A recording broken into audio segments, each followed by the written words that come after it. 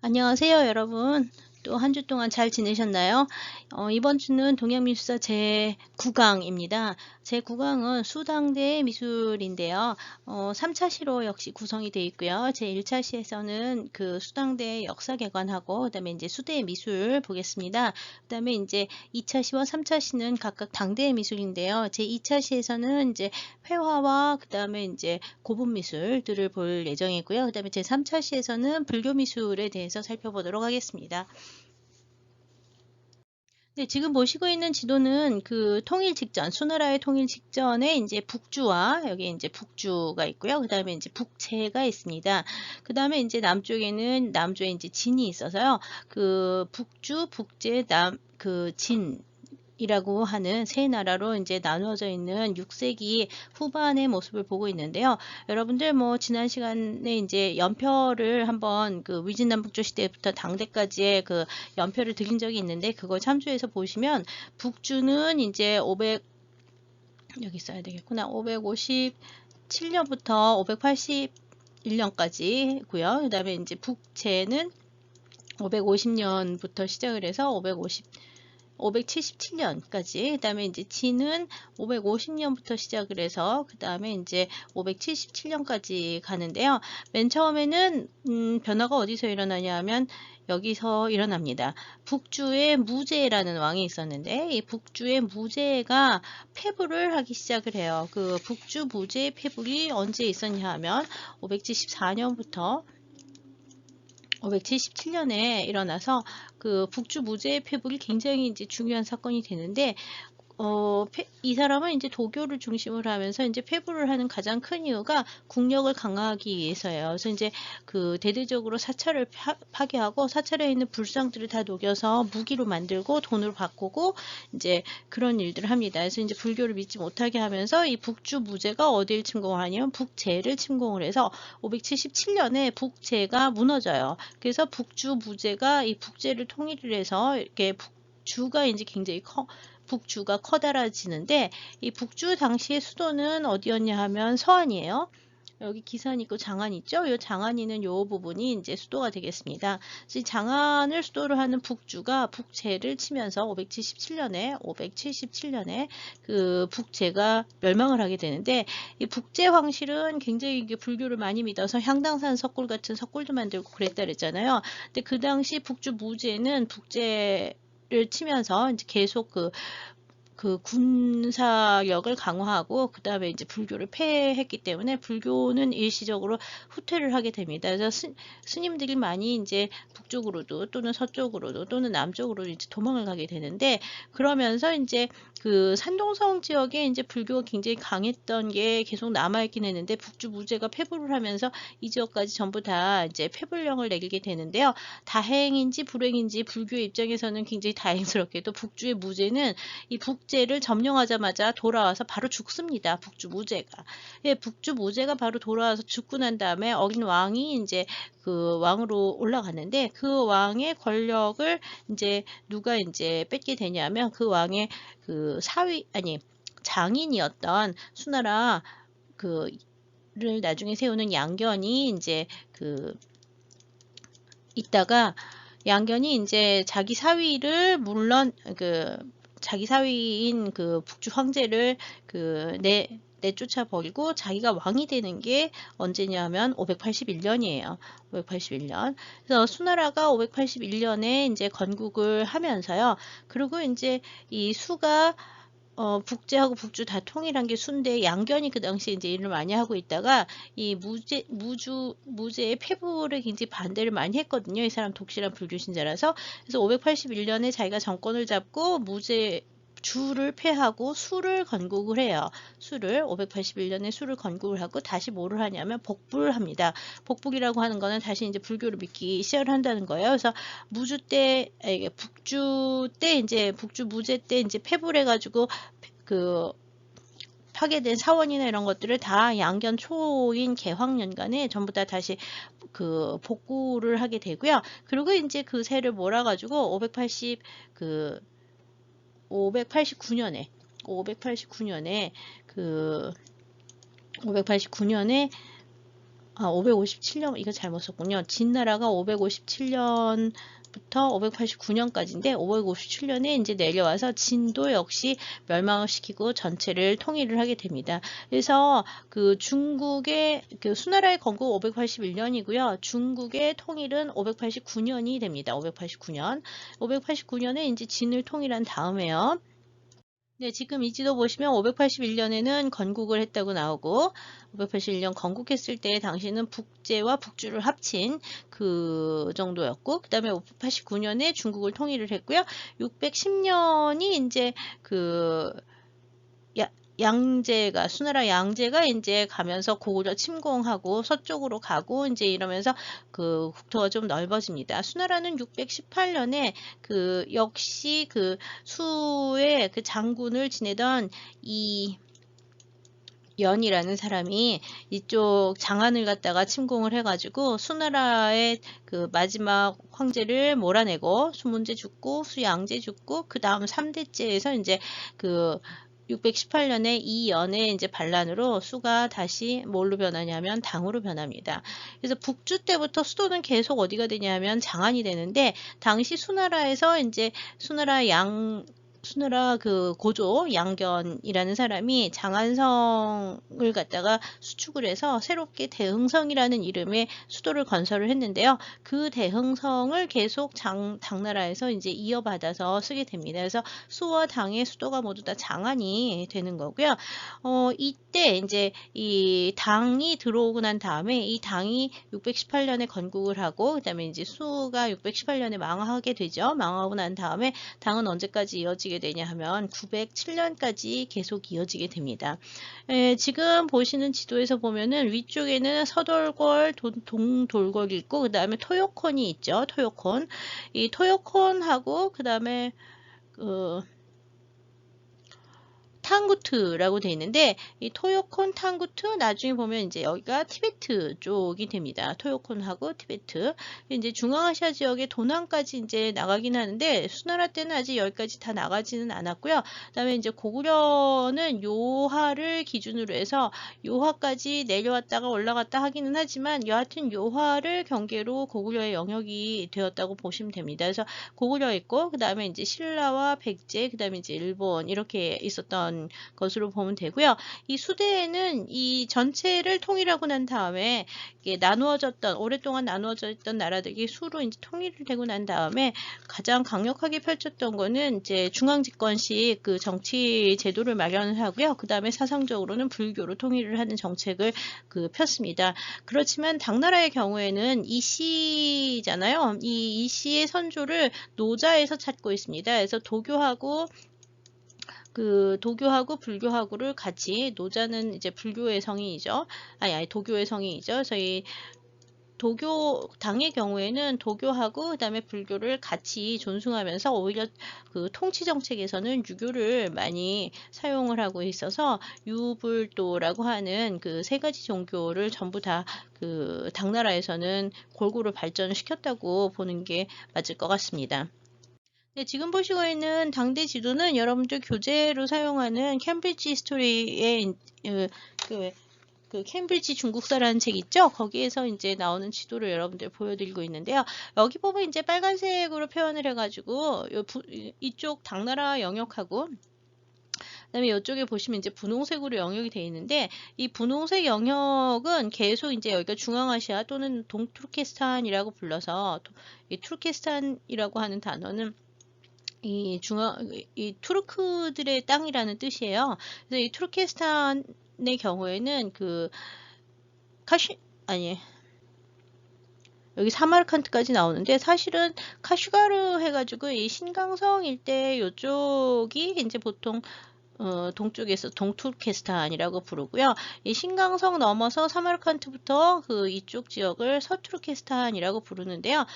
이 동투르키스탄과 서투르키스탄 일대까지 전부 다 당나라가 이제 그 점령을 했다고 얘기를 하긴 하는데 이게 완전한 점령이라기보다는 그 계속 전쟁을 하면서 나가기는 했죠. 그래서 이 신강 지역 일대를 당이 이제 다 차지했다고 중국 사서에서는 얘기를 많이 하긴 하지만 사실 이 부분에 대해서는 굉장히 논란이 많아요. 특히 여기 토번이라고 하는 나라가 따로 있죠. 이게 지금 현재 티베트인데 이 티베트 같은 경우에는 당시에 당나라보다 훨씬 더 강해서 당나라의 당나라의 공주를 일부러 볼모로 데리고 오는 뭐 이런 일도 되게 많이 일어나고요. 그다음에 위쪽에는 돌궐이 계속 있어요.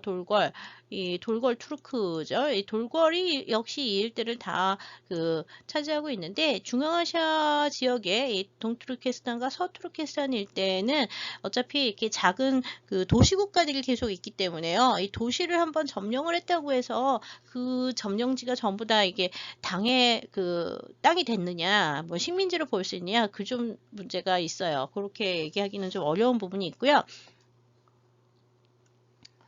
여기 보시면 탈라스강이라고 하는 데에 에서 이제 751년에 이게 이제 우리나라의 왜 고구려의 후손인 고선지 장군이 넘어가서 뭐 서쪽으로 진군을 했다 뭐 이런 얘기 하는 그럴 때 나오는 이 탈라스 전투라고 하는 게 이쪽 지역에서 카슈가르보다 더 서쪽 지역에서 이제 일어났던 일이라서요. 뭐 지역 정도는 고선지와 관련해서 요 일대까지 나오기는 하는데요. 여하튼 이 당나라 때에는 이 서역이라고 하는 서역과의 교통로가 굉장히 이제 확보가 안전하게 되고요.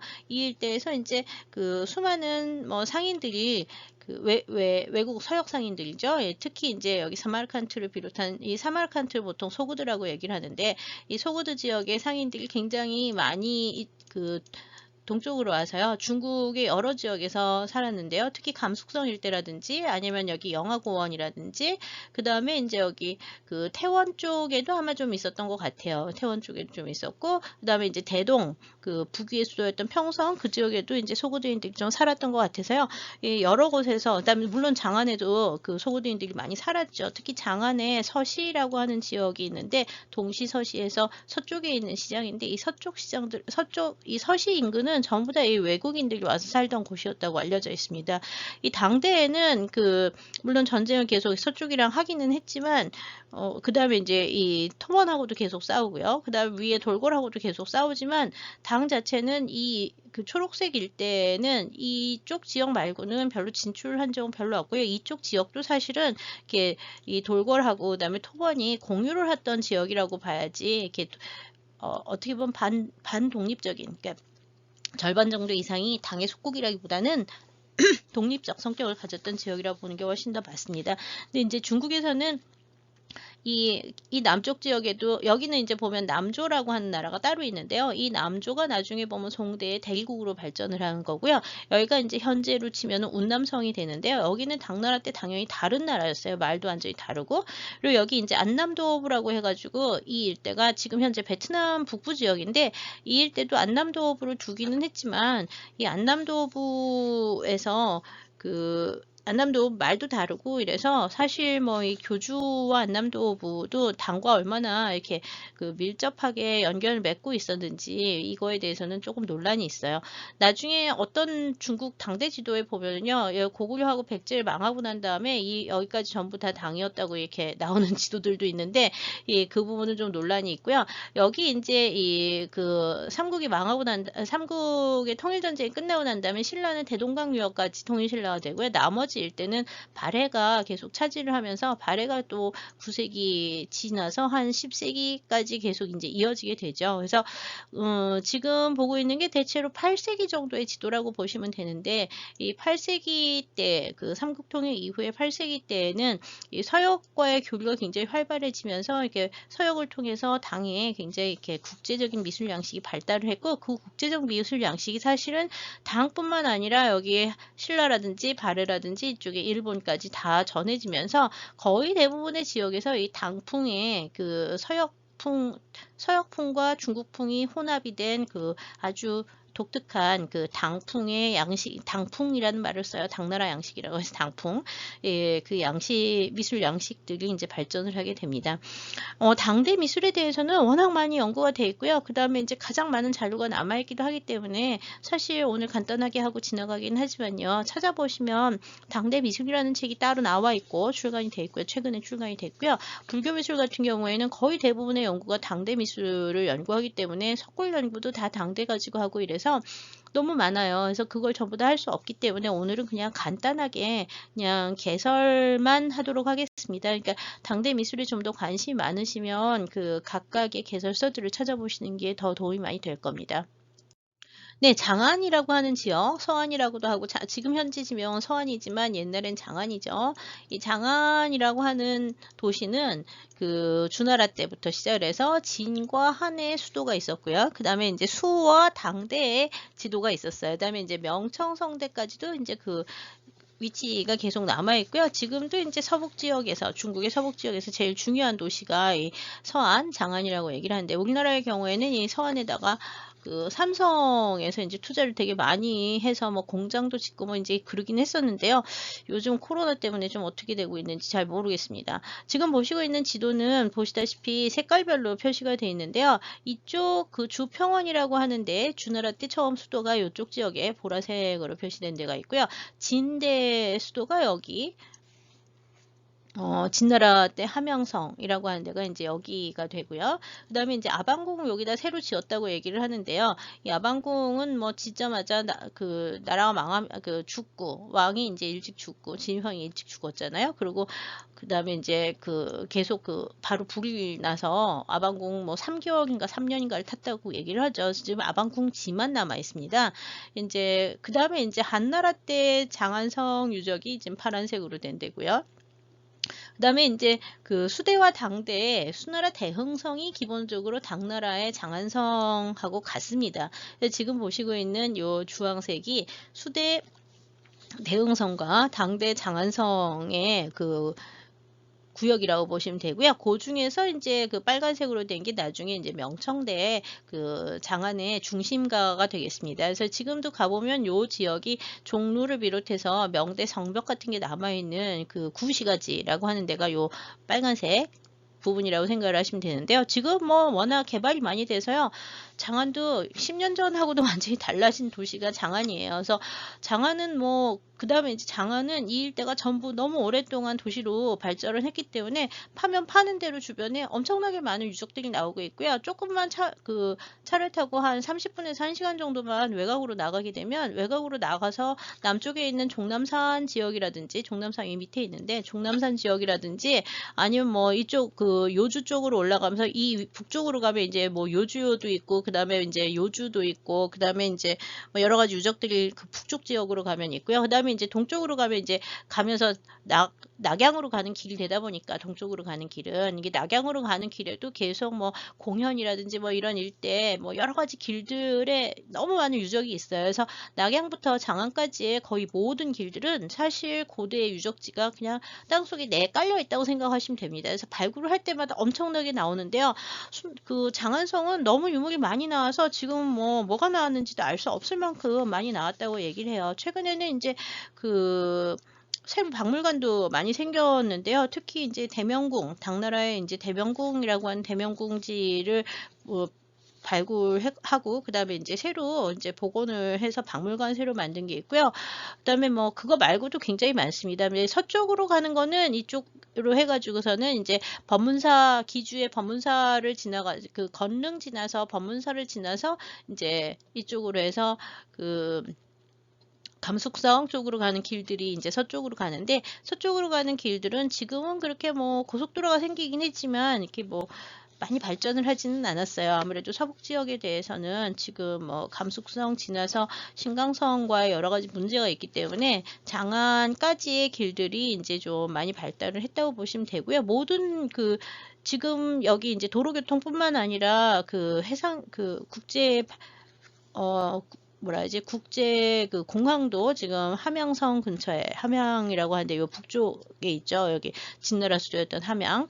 그 함양 지역에 이제 그 지창 꼬지 지창이라고 하는 국제 공항이 이제 함양국제 공항이 이제 그 생겨서 우리나라에서도 이제 원래 서안까지 직항이 여러 개가 떴는데 지금은 이제 코로나 때문에 다 중단이 된 상태고요. 그다음에 이제 철도 교통이 굉장히 발달을 하면서요. 칭장 열차라고 하는 그 티벳으로 가는 열차도 서안부터 시작을 해가지고서는 이제 그 서남쪽으로 이제 내려가면, 이 남쪽으로 내려가면 이제 티벳 쪽으로 가게 되고요. 여기서 또 이제 이 서쪽으로 내려가면 사천 쪽으로 내려가는 길들이 있습니다. 그래서 이 중원 지역에 굉장히 중요한 교통로에 위치해 있고, 고대에 아주 오랫동안 그 수도를 지냈던 이 중원의 장안이야말로 이제 중원의 제일 그 중심지였던 데라고 알려져 있어서 정말 많은 유적들이 여러 시대의 유적들이 복합해서 나오고 있습니다. 이렇게 당대 유적을 파면 밑에서는 또 더 밑에 한대 유적이 나오는 경우도 있고 더 밑으로 내려가면 뭐 신석기 뭐 이렇게 내려가고 그 다음에 이제 장안성 에서 이제 조금 외곽으로 벗어나게 되면은 지난번 신석시대 반파 유적 같은 경우에도 다 서안 일대에 있는 거라서요.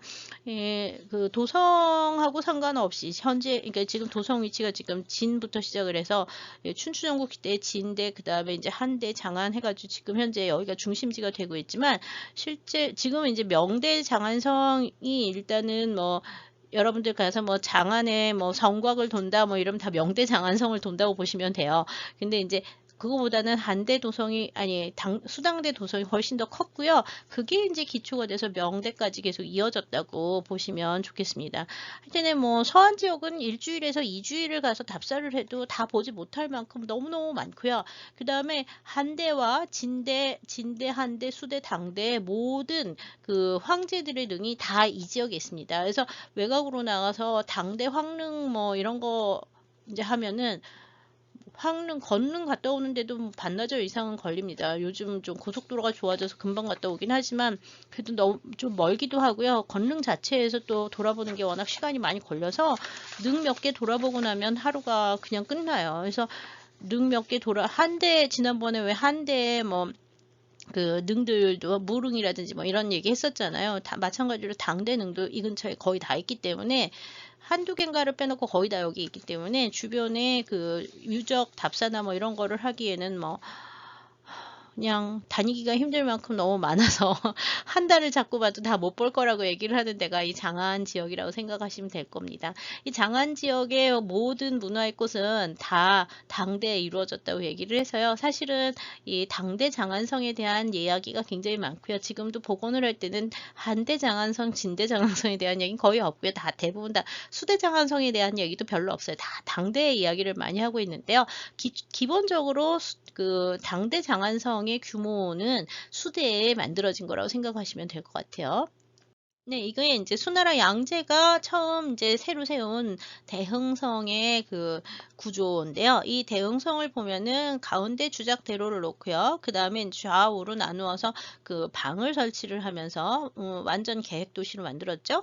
그 다음에 이제 이쪽 북쪽에 그 태극성, 대흥궁이라고 해가지고 대흥궁이라고 해서 이 궁전을 두었는데요. 나중에 당이 돼서 당의 장안성이 되잖아요. 그럼 장안성 이거를 거의 다 그대로 쓰고요. 다만 달라지는 게 있으면 궁전도 처음에 똑같이 써요. 이 대흥궁 자리를 뭘로 쓰냐 하면 그 태극궁이라고 해가지고 원래 궁을 쓰는데 이 태극궁은 그러니까 당대 그 장안성에 있었던 황궁 이름이에요. 태극궁이 있다가 이 북쪽에다가 이제 이 위에 태극궁 위에 요 위쪽으로 지금 보라색으로 하려고 했는데 요 위로 해가지고서는 대명궁이라고 하는 궁전을 당대에 새로 세웁니다. 대명궁. 그래서 이 대명궁이 요즘 이제 대명궁지가 발굴이 됐고 대명궁 박물관 새로 만들면서 이 대명궁에 대한 연구가 굉장히 많이 나왔어요. 그래서 요즘 이 대명궁 당대 대명궁 유지 박물관에 가보면 뭐 규모가 엄청나게 커서 걸어 다닐 수는 없어요. 걸어 다니면 진짜 힘들고요. 뭐 규모로만 보면은 이 현재 대명궁 유지의 크기가 자금성, 북경에 가면 자금성이 있죠. 자금성도 뭐 너무너무 커가지고서는 다리 아프다 막 이제 이런 얘기를 하는데, 이 자금성의 4배 이상 구조가 된다 그래요. 규모가 4.8배라고 얘기를 하는데, 4.8배 규모의 대명궁을 당나라 때 지었다 그래요. 그래서 이 우리나라에서 신라의 사신들이 가면은 대명궁 앞에 있는 거대한 광장이 있어서 그 대명궁 앞에서 사신들이 이제 기다렸다고 얘기를 하는데요. 중국에서는 지금 이 대명궁지를 복원을 하면서 기록에 나온 대로 그 정도 규모의 광장을 다시 복원하기 위해서 대대적으로 그 민가들을 다 철수를 하고, 원래 다 민가가 있었던 지역인 민가 철수를 하고, 내년인가 후년까지 이제 이 대명궁 유지를 완전하게 복원을 하기로 결정을 했다 그래요. 특히 지금 현재 그 당 주석인 시진핑, 우리가 다 시황제다라고 얘기를 하는데, 이 시진핑 같은 경우에는 유년기를 다 여기서 지내서 굉장히 이 장안에 대한 뭐라 하지? 자기 고향 같은 그런 저희가 많아서 엄청나게 개발을 좀 많이 시키려고 하고 있는 중입니다. 이 장안에 지금 보시고 있는 지도는 수나라 대흥성궁을 보고 장안성을 보여드리지 않았는데요. 교재들을 보시면 장안성에 대한 도면들은 이거랑 거의 같이 나오는데, 수대 대흥궁에 대한 얘기는, 대흥성에 대한 얘기는 별로 안 나와서 일단 대흥성을 보여드렸고요. 장안성은 이 사진이랑 이제 나중에 비교해 보시면 될 것 같아요. 여기 이제 주작대로 한가운데 보면 주장문이라고 해 있어서, 이 주장문 지나서 이제 궁성으로 들어가는, 여기가 이제 궁성의 중심지가 된다고 보시면 되고, 그 앞에 있는 주작대로가 이제 가장 큰 대로가 되고요. 양쪽에 2개의 시가 있는데, 당나라 때는 여기가 서시가 되고요. 그 다음에 이제 이쪽이 동시가 됩니다. 역시 이 서시일 때도 최근에 발굴을 다시 해서요, 서시 박물관을 새로 지었고요. 이 서시가 보통 실크로드를 통해서 들어온 수많은 외국인들이 이 주변에 머물렀다고 알려져 있습니다. 이 당나라의 대흥성은 그 당시 수서에 보면 우문계라는 사람이 건설을 했었다 그래요. 그래서 아마 건축가였던 우문시니까 북주의 황실 사람이 되죠. 이 우문시의 우문계라고 하는 사람이 이제 건축가로 기록이 되어 있고요. 수대 대흥성 건축이 이제 우문계하고, 그 다음에 또 하나 연비라는 사람이 이거 많이 활동을 했다는데요. 나중에 보면 당나라 때 이제 당나라의 왕실 궁정 인물도 많이 그린 여밋본이라고 하는 유명한 화가가 나오는데, 그 여밋본이 바로 이 수대 활동을 했던 연비의 아들이에요. 이거 이제 보시면 되고요. 여하튼 여기 이 대흥궁 자리가 나중에 당대 초기에 태극궁 자리가 되면서 기본적인 궁정이 여기인데, 그게 이제 부족하다고 해서 나중에 이제 대명궁을 다시 짓는다라고 하는 거, 대명궁 당대 궁전 자리다라는 거 기억하시면 되고요. 서시에서 이제 실크로드, 이 서시 주변을 한 요 일대에서 외국 상인들이라든지 외국에서 온 사람들이 많이 거주했다고 알려져 있습니다. 네, 지금 왼쪽에 보시고 있는 요 분이 수나라를 창건한 문제, 수고조라고도 얘기를 하죠. 창건한 사람 고조라고 얘기하니까 수고조 또는 수문제라고 알려진 양견입니다. 양견은 541년에 태어나서 604년에 죽었고요. 581년에 수나라를 창건해서 제위에 올랐습니다. 604년까지 살았고요. 이 사람 처음에 이제 연호가 개황을 쓰는데요. 이 개황 연간에는 개황 처음으로 열었다는 뜻이죠. 개황연간에는 불교를 굉장히 장려를 많이 했고요. 그 다음에 북주 무제 때에 폐불됐던 여러 가지 사찰들을 다시 재건을 했습니다. 그래서 수많은 사찰들의 재건에 이제 관계를 하고 후원을 했는데요. 그래서 말년이 된 인수연간에, 인수는 나중에 이제 연호를 바꿔서 인수라는 연호를 쓰는데, 인수 원년이 되는 601년부터 뭐를 하냐 하면, 자신이 인도의 아쇼카 왕에 비견되는, 또는 아쇼카 왕보다 훨씬 더 훌륭한 전륜성왕이다라고 하는 개념으로요. 자기가 통일한 전국 각지의 땅에다가 불사리 탑을 사리를 갖다가 보내고 그다음에 이제 사리탑을 설치를 하게 됩니다. 그래서 이 인수 원년부터 시작을 해서 인수 4년까지 3차에 걸려서 1차, 2차, 3차에 걸쳐서 인수 사리탑이라고 하는 것들을 지었는데요. 인수 사리탑 상당히 많이 남아있긴 합니다. 물론 이제 후대에 다시 재건이 되기는 했지만요. 그래서 인수 원년에는 전국 30개 주에 사리탑을 설치를 하고요. 인수 2년에는 54개소에 사리탑을 설치를 했고요. 인수 4년은 공식적인 기록이 남아있지 않기 때문에 30여 개 주 해서 전체 약 100여 개 이상을 이제 110여 개 이상을 이제 설립한 거로 알려져 있는데요. 그 중에서 이제 그 사리기 100여 개 이상의 탑을 세웠다고 하는데 남아있는 탑들은 뭐 한 30여 개 정도가 남아있긴 한데 인수연간의 탑 모양을 그대로 갖고 있지는 않아요. 아마 인수연간에 세웠던 사리탑들은 목조로 만들어진 목탑이었을 가능성이 큰데요.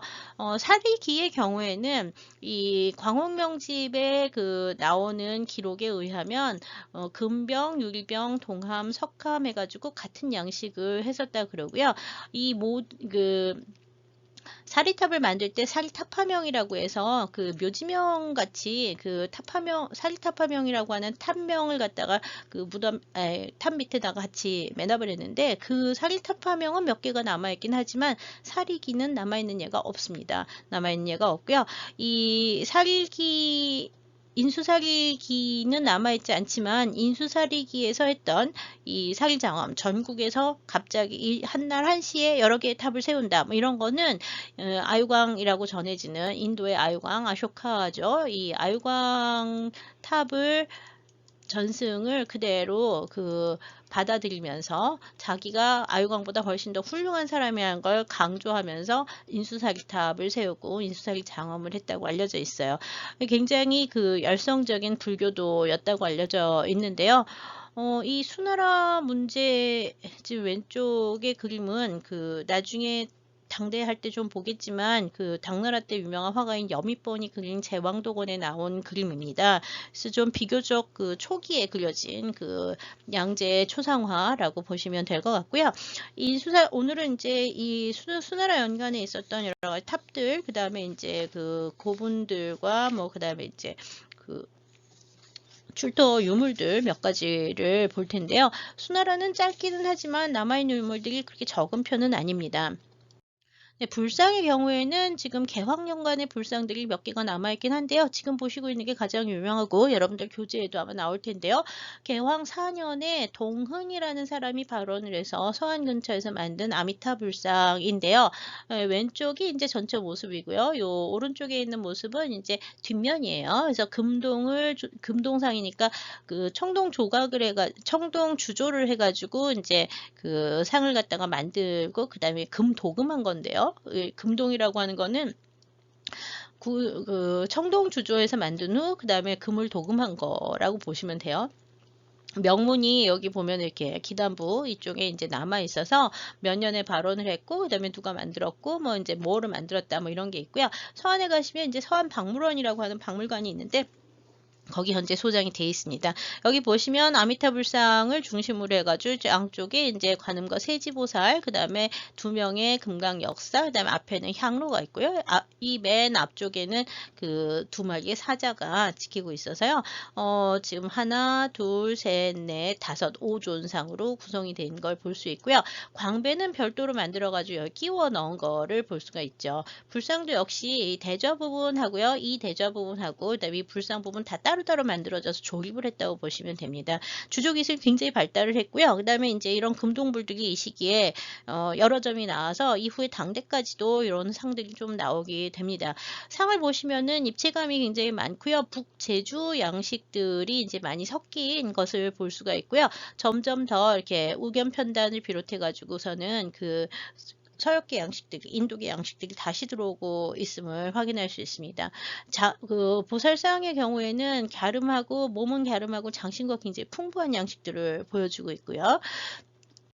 이 수나라 때에는 왕실에서 발언한 석굴은 없는 것 같아요. 그렇지만 석굴이 수대에 발언된 석굴이 왕실 발언은 없지만 그 승려라든지 아니면 지방의 그 유력자들이 이제 발언을 해가지고 그 석굴을 만든 예들이 있는데요. 특히 산동성에 가면 운문상 석굴과 타산 석굴 같은 것들이 대표적인 수대 석굴이라고 알려져 있고요. 보통 그게 6세기 589년, 581년 뭐 이러니까 딱 수나라 초기에 해당하는 6세기 후반 정도에 만들어진 운문산 타산석굴 같은 예들이 있고요. 지금 보여드리는 거는 보산 영천사의 대주성굴이라고 하는 그 유명한 석굴인데요. 이거는 이제 589년에 그 당시 이제 이 보산에 있었던 유명한 승려 영유라는 사람이 북주 무제의 패부를 겪으면서 이 패불이 이제 무섭기 때문에 패불하는 시대가 이제 세상이 망하는 말법 시대다라고 생각을 하면서요.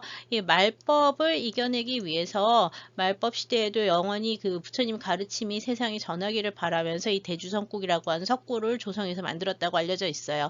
이 석굴의 경우에는 이제 그 여러분들 교재 역시 사진이 있는데 아마 교재 사진에 보면은 이 불상의 머리라든지 그 다음에 여기 손이라든지 이런 게 없는 거로 나올 건데요. 이거 다 후대에 복원이 된 겁니다. 원래 그 교재에 나오는 사진이 원래 상태라고 보시면 되고요.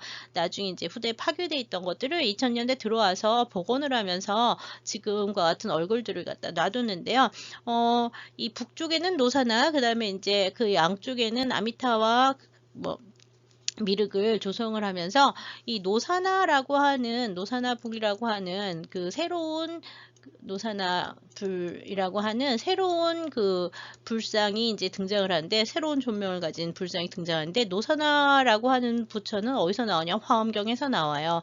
그래서 이제 이 시기부터는 이제 화엄에 의한 그 신앙이 화엄경에 이제 그 사상이 굉장히 많이 퍼지기 시작을 해서 6세기 후반부터 이제 발전을 하기 시작했다는 걸 아는데요.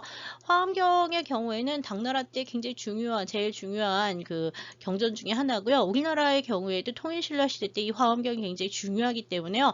노사나불에 대한 연구가 상당히 많이 있습니다. 노사나의 다른 이름이 비로자나예요. 비로자나. 예, 비로자나라고도 쓰지만 노사나라고 쓰기도 합니다. 그래서 이 비로자나와 노사나 이 두 불상은 사실은 존명 같은 건데, 노사나를 이제 존명이 나오는 가장 첫 번째 중국의 예이기 때문에 중요한데요. 우리나라의 비로자나는 통일신라 시대 때 보면은 이렇게 직원인의 불상이 많이 나오는데 비해서 중국에서는 직원인이 별로 나오지 않습니다. 그래서 직원인 비로자나가 별로 안 나와서요. 중국과 우리나라의 불교적 차이를 보여주는 부분이 이런 노사나에 대한 거기도 하죠. 오히려 이 시기에 나오는 노사나는 북제주 시기부터는 노사나 법계인중이라고 해서 여기 가슴에는 이제 천인을, 그 다음에 여기는 사람을, 그 다음 밑에는 그 동물과 지옥 같은 것들을 표현을 해놔서 그 육도를 표현을 해놓은 그런 왜 육도 윤회한다 그러잖아요. 이 육도 윤회할 때 나오는 천인과 그 다음에 여기 인과 그 다음에 사람계와 그 다음에 여기는 동물과 지옥이죠. 이런 것들을 갖다 몸에다 표현한 그 노사나 법계인중 같은 상들이 이제 만들어지는 게 요 6세기 후반의 그 특이한 일들이라고 보시면 될 것 같습니다.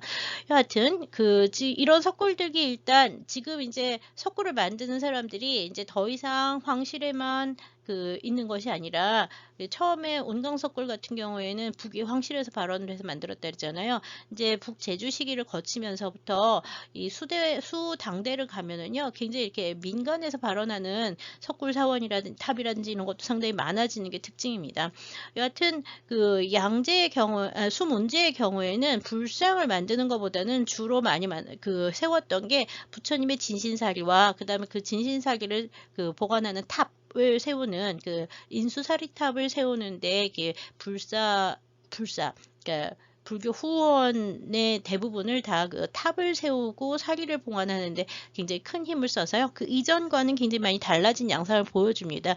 아마 이런 불사리탑의 신앙 같은 경우에는 북조보다는 남조의 양무제 같은 데에서 양무제의 아유광타 전승 같은 것들이 이제 들어오면서 수문제의 불교 신앙은 양무제의 영향을 많이 받으면서 발전을 한 거로 보여서요. 남북 통일의 남조와 북조의 통일의 영향이 이 이런 그 수문제 불사에서도 좀 보이는 부분이 있습니다.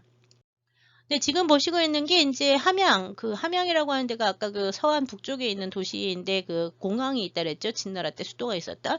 이 함양 지역에서 출토된 여기 보면 대수, 인수, 먼년 해가지고 인수, 먼년, 세차 뭐 어쩌고 해서 여기 연흥사의 승려 누가 이제 황실을 위해서 만들었다는 얘기가 써 있어서요. 인수살탑 함영이라고 하는 거에 예를 보는데요. 인수살탑 함영은 다 이렇게 한 30cm 내외 정도의 돌판으로 만들어져 있습니다.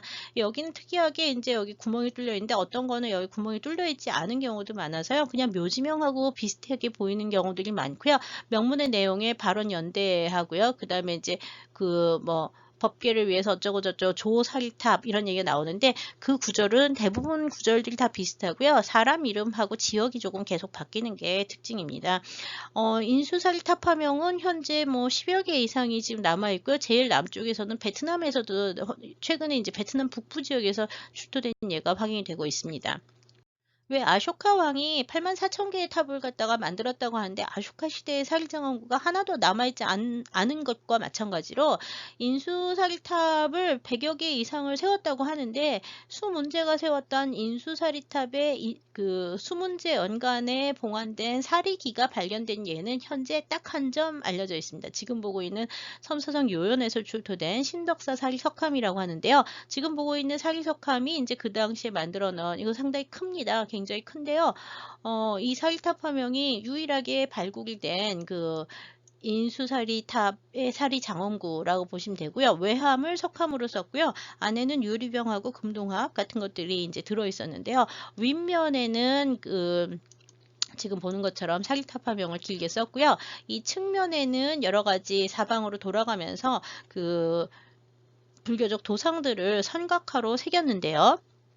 네, 지금 보시고 있는 사진이 아까 조금 전에 보신 신덕사 사리석함의 한쪽 측면입니다. 여기 보시면 잘 보이시진 않겠지만 이쪽에 보면은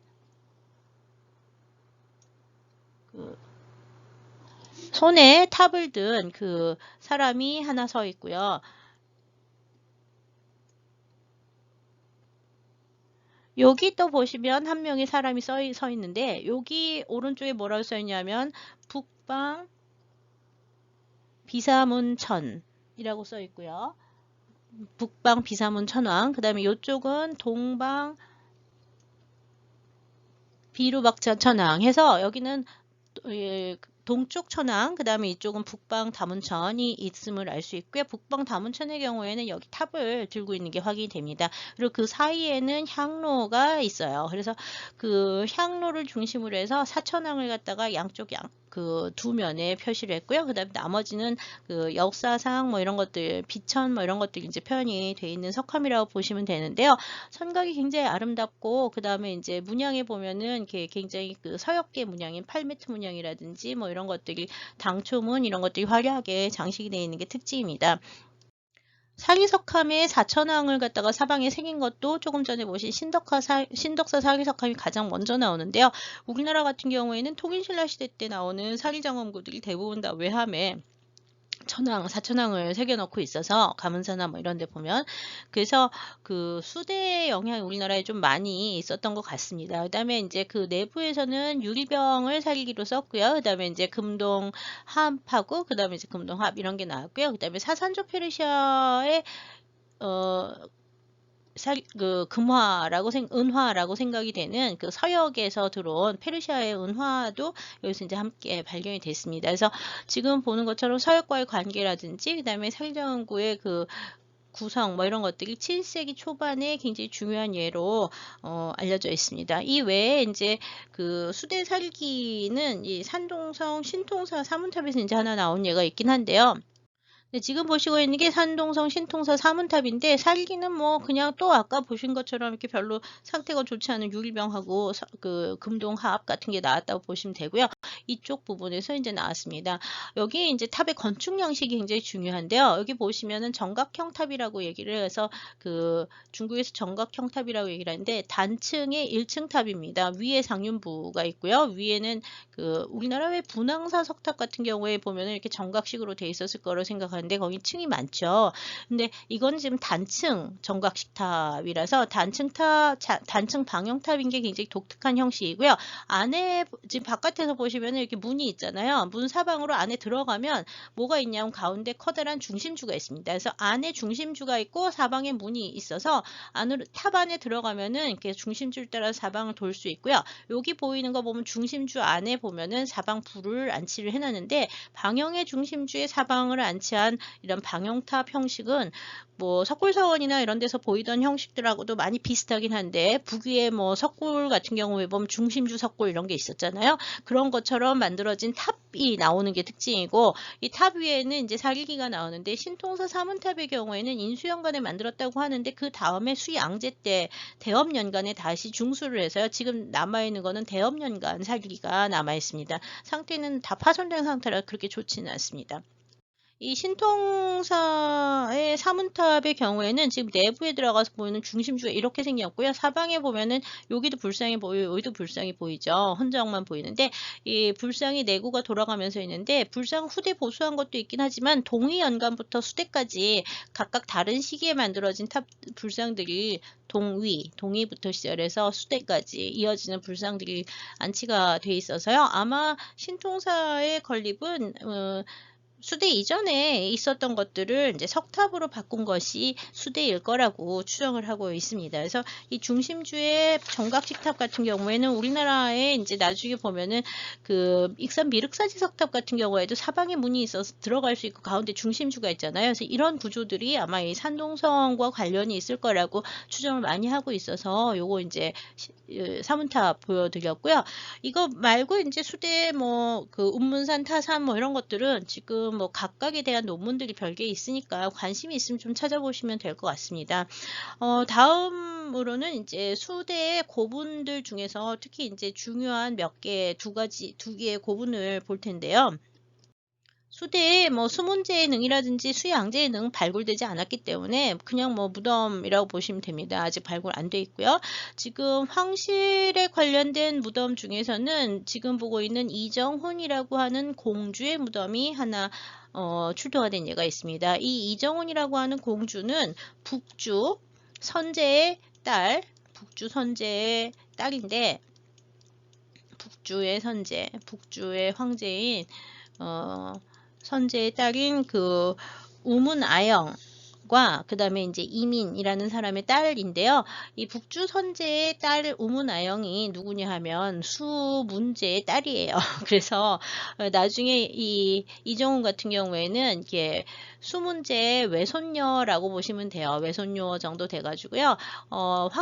수황실에서 이제 컸던 아이인데 뭐 되게 어려서 죽어요. 낳고 뭐 10살인가 뭐 이렇게 돼서 죽는데 608년에 죽었다고 알려져 있어요. 지금 보고 있는 이 집 모양의 석관 이게 이제 이 이정훈 묘의 석관으로 사용했던 거고요. 이 집 모양이 뚜껑 부분이 이제 들어 올려지면 안에가 시신이 있었던 건데요.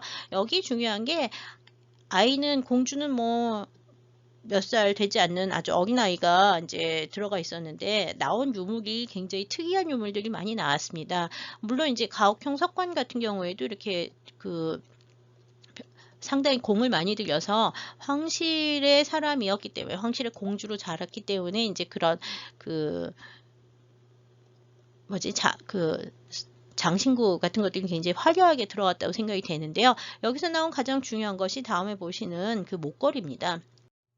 네, 지금 보시고 있는 이 왼쪽의 먹거리가 이정훈의 무덤에서 이정훈의 목에서 출토가 된 그 목걸이인데요. 이정훈 묘에서는 이것만 나온 게 아니라 조금 이따 보실 팔찌도 나왔고요. 머리 장식도 나왔고요. 그 다음에 이제 좀 특이한 뭐 청자라든지 뭐 이런 그 도자기들도 좀 나왔는데요. 이 목걸이 같은 경우에는 완전히 그 서쪽 양식으로 서역계 특히 페르시아 쪽에 영향을 많이 받은 그 목걸이 양식들을 보여주고요. 보석 같은 경우에도 지금 요런 거는 보석 인장이고요. 그 다음에 여기 요거는 하나하나 하얀 구슬들이 전부 다 진주예요. 그래서 진주와 아쿠아마린과 뭐 이렇게 그 청남석이라고 하는 그 보석들을 서역계 보석들을 사용을 해서 만든 그 목걸이인데요. 이건 중국산이 아니라 서역에서 수입한 거로 보고 있습니다.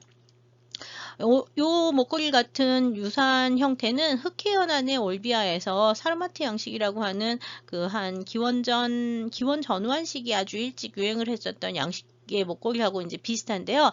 이런 양식들은 그 서역에서는 계속 꾸준히 유행을 했던 것 같습니다. 오른쪽에 있는 거는 이정훈 묘 다음에 이제 그 장안 지역의 사세감이라는 사람의 이 사씨들이 대부분 다 소구드 쪽에서 온 서역인이라고 보고 있는데요. 당나라의 사세감모에서 출토된 이런 그 보석 그 펜던트에 사용하는 이런 목걸이들이 이제 또 발견된 예들이 있어서요. 이 서역산 보석과 서역산에서 만들어진 그 서역계 장신구들을 황실이나 고위층에서 많이 사용을 했었던 것으로 이제 보고 있습니다. 이게 이제 서역과의 관계를 보여준 중요한 예가 되겠죠. 또한 그 목걸이에서 보이던 이 왜 이렇게 펜던트 달리고 구슬이 잔뜩 달린 이런 양식들은 그 수대에서 한 동이북제부터 시작을 해서 한 당대까지 이어지는 지금 보시는 보살상의 장신구 표현들에 보이는 것들하고도 상당히 유사한데요.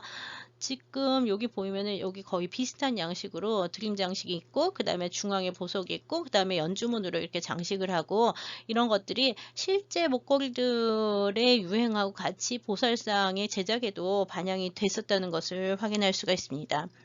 이정묘의 이제 목걸이 위에 그 사용이 됐던 이런 인장 장식들은 아마 페르시아나 아니면은 탁실라, 뭐 간다라 이 지역에서 유행을 했었던 보석 인장들이 좀 오래된 인장 양식을 이제 재활용해가지고 장신구로 사용했던 거로 추정이 되고 있고요. 밑에 있는 이 팔찌는 이정훈의 팔찌에서 나온 금제 팔찌인데 역시 이것도 그 서역계 그 특히 이제 뭐 중앙아시아나 아니면 페르시아 쪽의 양식을 보여주는 그 금제 장신구 팔찌와 목걸이 같은 것들이 나와서 예, 황실의 작은 공주라도 이렇게 이런 화려한 장신구들, 특히 수입산 장신구들을 이제 그 무덤 안에 부장을 하고 있었다는 게 이제 확인이 되고 있습니다.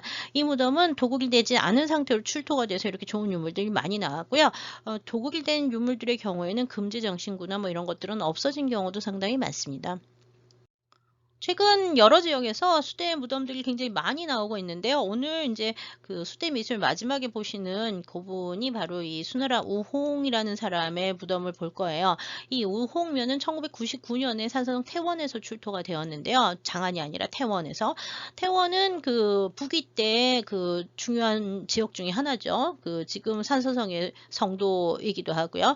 태원에 출토된 이 고분은 뭐 북위부터 계속 내려오는 이렇게 연도가 길고요. 그다음에 이제 방형의 전실이 있는 이런 형태가 되는데 이 우홍묘에서 나온 묘지석에 의하면 우홍은 유연 출신이라고 해서 유연이 이제 돌궐 전에 있었던 그 북쪽에 그 있었던 나라인데 이 유연 출신으로 이제 페르시아나 뭐 이런 쪽을 지나서 이제 그 수나라에 와가지고 활동을 하다가 592년에 59세의 나이로 죽었다고 기록이 돼 있습니다. 근데 이제 이 사람은 아마 조로아스터교를 믿었던 것 같아요. 페르시아 가서 활동을 할 때 조로아스터교, 페르시아의 종교죠. 조로아스터교 를 믿었던 거로 보이는데 왜 그렇게 조로아스터교를 믿었던 거로 보이냐 하면 일단 석관 형식도 굉장히 특이한데다가 석관의 사방에 돌아가면서 문양이 있는데 그 문양들이 전부 조로아스터교하고 관련이 되는 그 도상들이 그려져 있어요. 그래서 아마 이 사람은 조로아스터교를 믿고 소그드어를 사용하는 중앙아시아 사람인데 그 중국에 와서 소그드어를 사용하는 그 중앙아시아인인데 이 지역에 그 중국으로 들어와서 이 태원 지역에서 활동을 하다 죽었던 것으로 생각을 하고 있습니다. 기본적인 무덤의 구조는 뭐 그 다음에 북제주 시기를 이어져서 당대까지 이런 양식들이 계속 이어지긴 합니다. 그래서 이 북위부터 내려오는 아주 그 전통적인 선비족들 계통의 선비족과 그다음에 이제 북위 쪽의 이제 묘장제도를 따르고 있는데요. 요 석과간에 표현되는 것들은 중국식 집이긴 하지만 예, 도상들은 전부 다 뭐를 따르고 있냐면 자기네들의 미술을 보여주고 있어서요. 이 소그드 계통의 그 문화들이 소그드 아까 사마르칸트가 소그드의 이렇게 이제 중요한 도시라고 얘기를 했는데 이 소그드 지역의 그 사람들 소그드인이라고 하는 사람들이 이제 많이 들어와서 활동을 했었던 게 확인이 되고 있고요. 최근에는 이 수대부터 시작을 해서 당대까지 계속 이 소그드인이나 조로아스터교하고 관련된 이런 석관이나 뭐 그 무덤 신자들 같은 무덤 석관이나 이렇게 무덤들이 발견이 되고 있어서요. 최근 이제 이 중앙아시아와 수단과의 관계에 대해서 굉장히 많은 연구들이 이루어지고 있습니다. 우리나라에서 국문으로 나온 연구들 좀 있어요.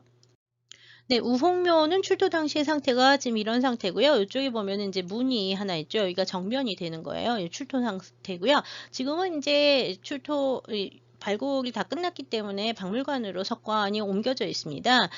이 석관 뒷면을 보시면 아까 이쪽에 있었던 정면을 보셨고요. 뒷면은 이제 다 꽉 차가지고 이렇게 부조가 새겨져 있고요. 밑에는 채색의 벽화도 그려져 있습니다. 그래서 부조와 채색 벽화가 있는 게 이제 특징인데, 여기 이제 보시는 것 중에서 몇몇 개들은 낙타 타고 가는 사람 나오는 거 보이시죠? 이런 것들은 완전히 그 중앙아시아적인 미술을 보여주고 있어서요. 중국에서 만들어지긴 했지만 중앙아시아적 미술 양식들을 따르고 있는 중앙아시아계 인물의 무덤이 있었다는 게 이제 확인이 되고 있고요. 이 수대와 당대에는 이 중앙아시아나 서역계 인물들이 상당히 많이 와서 살고 있었고요.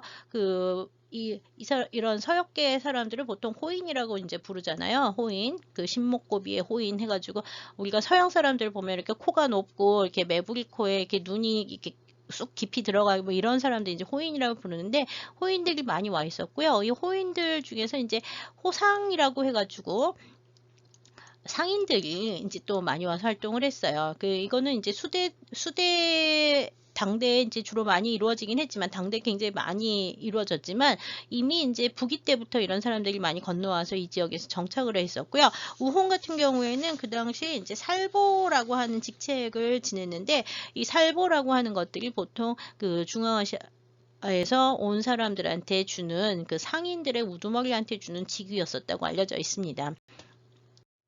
네, 석각에 보이는 사람들 같은 경우에는 지금 보는 것처럼 건축 양식이라든지 뭐 사람의 얼굴 표현 이런 것들이 그 아주 이국적인 양상들을 보여주고 색깔이 굉장히 화려한 양상도 보여주고 있죠. 특히 이렇게 그 머리 뒤로 그 장식들 날아가는 이런 형태들은 천이를 날리고 뭐 이런 형태들은 다 서역계로 많이 알려져 있습니다. 특히 중요한 것은요.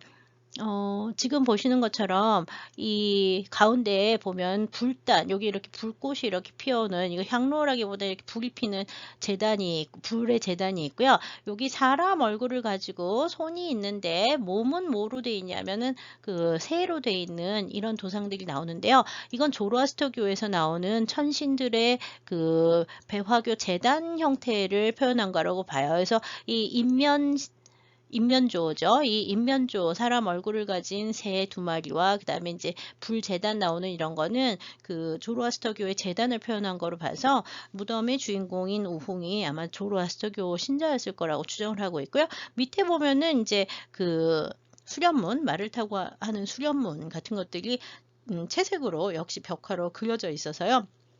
그 사산조 페르시아 쪽의 문화의 영향을 볼 수가 있습니다. 여기 보시면 이 말 모양의 그 다음에 몸은 이게 물고기처럼 이렇게 돌아가는 이런 것도 역시 그 서역 특히 페르시아 쪽에서 많이 나오는 페르시아 신화에서 많이 나오는 그 신화적 동물이라고 보시면 되고요. 위에서 이제 가무를 하면서 그 춤을 추면서 놀고 있는 이런 것도 이제 페르시아 쪽 문화의 반영이라고 보고 있고요. 여기 오른쪽에 아까 보셨던 이 낙타를 타고 가는 이 사람, 특히 낙타를 타고 가면서 여기 보면은 활을 쏴가지고서 동물을 잡고 있는 사냥 장면이 보이죠? 이게 말이 아니라 낙타예요. 그래서 낙타를 타고 사냥을 하는 그 중앙아시아적 특징이 이제 표현이 돼 있어서요. 이 페르시아와 중앙아시아, 소그드 쪽의 문화가 굉장히 많이 반영이 된 독특한 양식을 보여주고 있습니다. 예, 우엉묘에서는 그 외에 지금 보는 것처럼 여러 가지 그 도용들이 나왔는데요. 이 도용들 같은 경우에는 중국에서 만드는 양식들대로 만들어져 있긴 하지만 좀 다른 게 있다면 그 형태 같은 경우에 이제 소그드 계통의 상인의 모습들이 나오고요. 호병이라고 해서 봉수병의 계통인데 당나라에 많이 유행하는 이 봉수병 계통들, 서역을 통해서 들어온 이런 봉수병 같은 새로운 기형들, 서역을 통해 들어온 새로운 비파와 같은 그 악기들 이런 것들이 이제 이 서역의 음악과 서역의 문물들이 이제 수대에 이미 많이 그 중국 여러 지역에 전래가 되고 특히 그런 외국 그의 문물을 가진 외국인들이 그 중국 각지에서 활동을 하다가 그 중국식으로 매장이 되면서 중국하고는 다른 이렇게 아주 혼종적인 문화를 보여주는 것들이 수대 당대에 많이 있었다는 걸 확인할 수가 있습니다. 지금까지 이제 수대 우홍묘의 예를 보셨고요.